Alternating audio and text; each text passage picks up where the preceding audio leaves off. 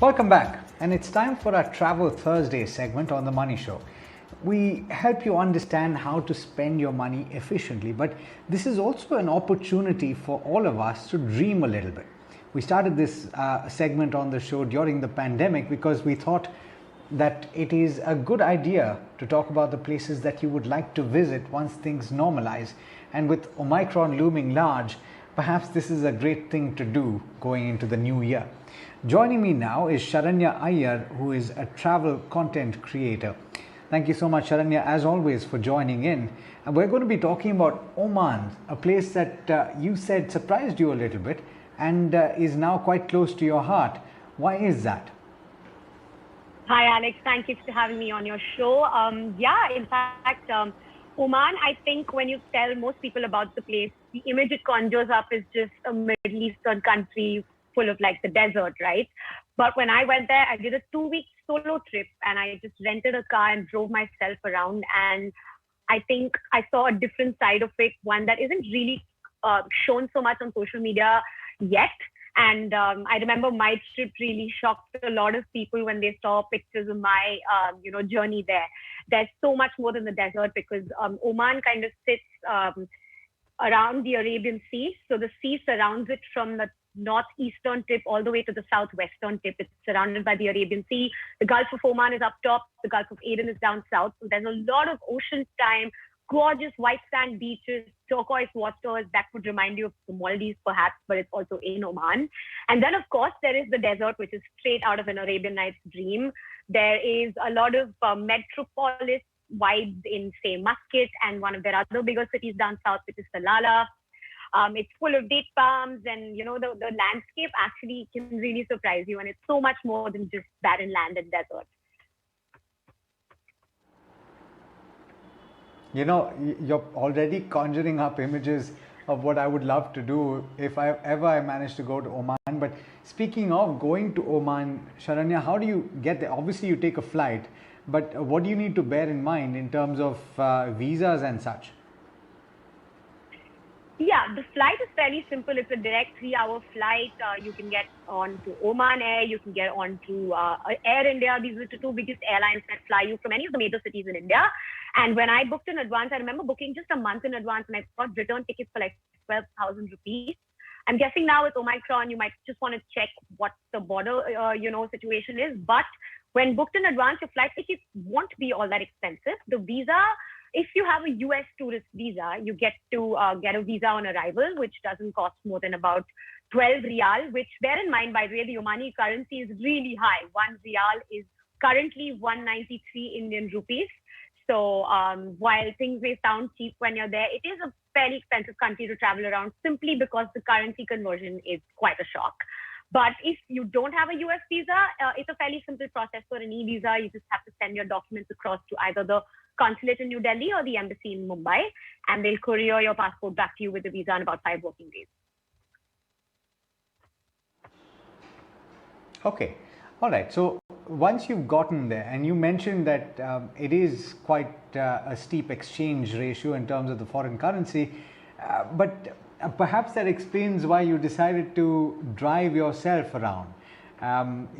Obviously, the fuel there, being a Middle Eastern country, is going to be quite affordable, at least in the context of where we are at right now back home, right? So explain to me how the costs work.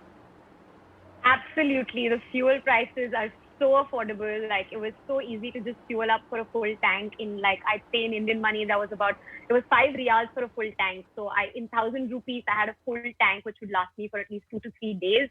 The roads are fabulous. It is such a pleasure to drive on Oman's roads. It's obviously a left-hand drive and you drive on the right side of the road. I just had to get my international permit sorted, which was fairly simple here in Bombay.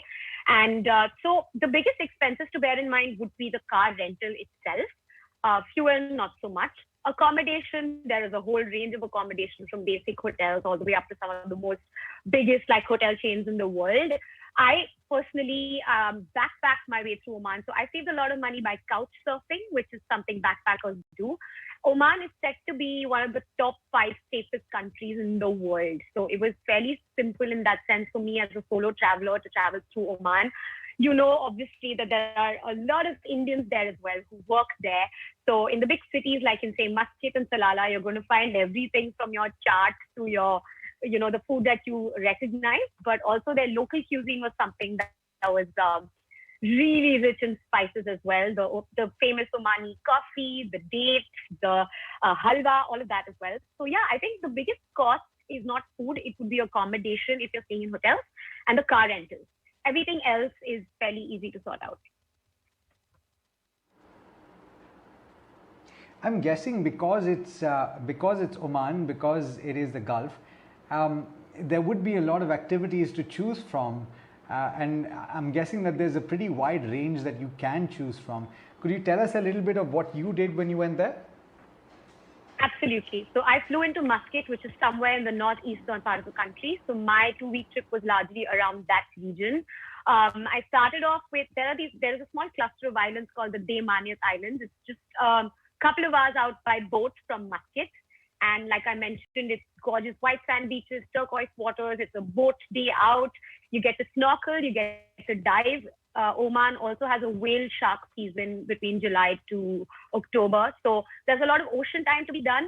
And then you can drive to the wadis of Oman. Now, a wadi is traditionally, it's a dry riverbed or a valley which fills up with water in the rainy season and after the rainy season. And it's filled with fresh water that can be as deep as like 50 meters or so. So there are a lot of wadis that you can spend your entire day at. A boat takes you to a certain point. You then hike through these gorgeous rock cut formations and then you jump into the water. There are natural waterfalls and it's like a whole day out in fresh water.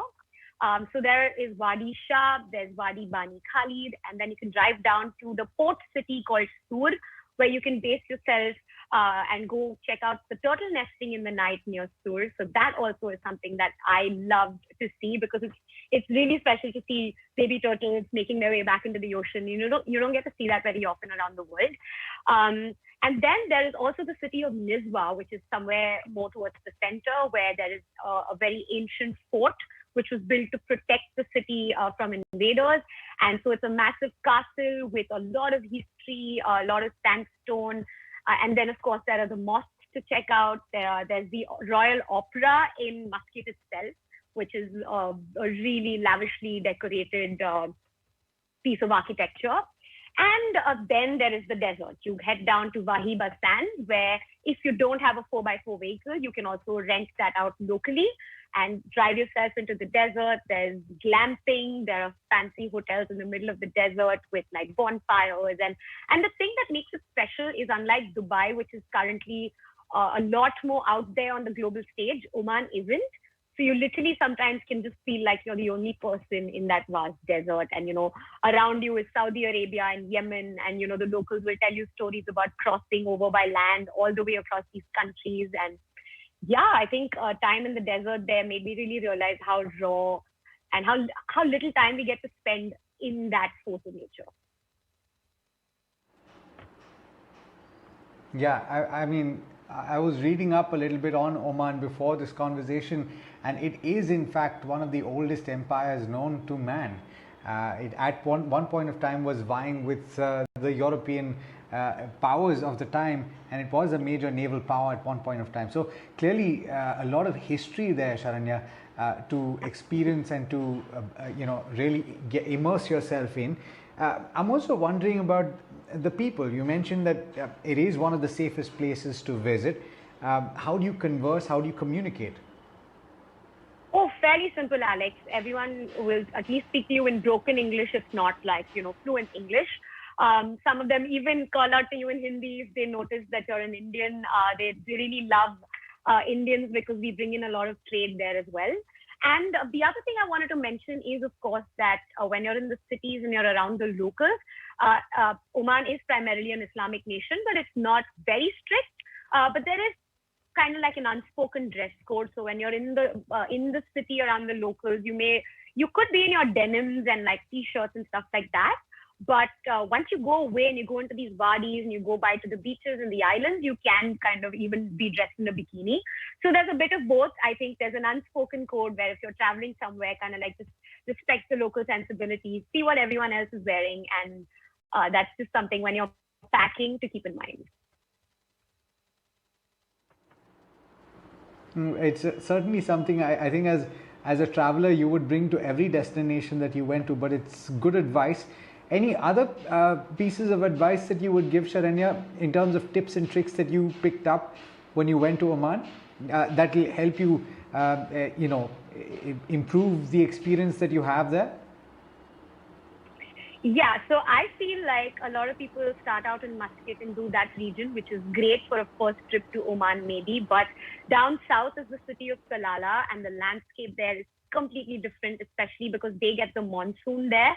So after the monsoon, it's a natural paradise. It's lush green. There are seasonal waterfalls, dolphins in the wild. It's a treasure that I don't think people pay as much attention to as tourists. Of course, the locals go there, but I highly recommend that you fly down to Salalah from Muscat if you can, and also spend 2 to 3 days there at least. And I'm reading that the monsoon season in Oman is between June and September. I'm guessing the best time to visit would be at the end of the year, Sharanya? Absolutely. In fact, I was there in November and I escaped the infamous Middle Eastern summer. It can get really hot if you go anytime between, say, March to June. And you also don't want to get washed out in the rainy season. So somewhere between November to February is set to be the best month to be there. Absolutely. Thank you so much, Sharanya, for painting that lovely picture. I'm sure a lot of us will take it with us for some time. And I'm certainly putting Oman on my list of places to go. That list is actually getting very long, and I'm going to have to do something about that. Thank you so much, and wish you a very, very happy New Year from all of us here at ET Now. Thank you, Alex. Happy New Year. Have a good day. All right, and that brings us to the end of this edition of The Money Show. Do stay tuned. Lots more coming up over the course of this evening, and this is ET Now.